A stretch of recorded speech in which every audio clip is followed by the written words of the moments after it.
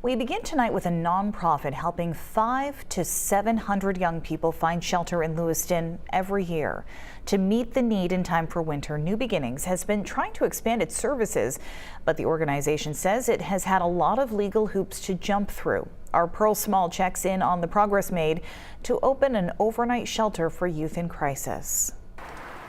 From 8 p.m. to 8 a.m., 436 Main Street in Lewiston is where up to 12 young people can now find solace during the winter months. If you don't have a safe place to be at night, this is a safe place to be at night. Over the years, nonprofit New Beginnings has offered various types of housing and shelter for multiple ages, but Executive Director Chris Bicknell considers this a more immediate service for 18 to 24-year-olds in crisis, something the organization had to fight for. The city ordinance that was approved last year for shelters was very complex and overburdening on the applicants. Last year, it was unable to open because the city required a homeless shelter to operate 24/7. Bicknell's model didn't meet staff requirements or offer enough resources to keep it running during the day. It's really overnight. It's just keeping people safe and alive overnight.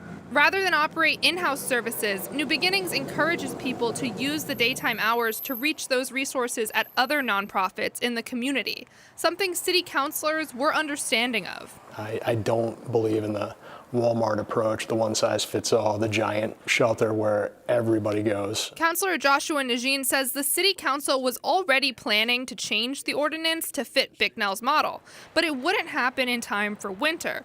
There were also reservations about overriding this because it required the council to approve an emergency declaration. At the same time, in the position that I hold is that homelessness is always an emergency. After approving the early opening, Bicknell says there's still one last obstacle to reaching their goals. Right now, zoning requirements only allow them to offer gravity chairs.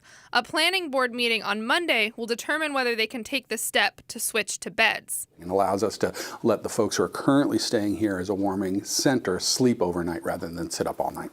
The change is meant to make their services more appealing, as the alternative becomes more dangerous. Lots of people camp out. That's a normal recreational activity for humans, and so young people in crisis often see that as an option. But in the winter, that is not an option in Maine. Sleeping out is lethal. Bicknell hopes that this year, the decision to come inside will be an easier one. In Lewiston, Pearl Small, News Center, Maine.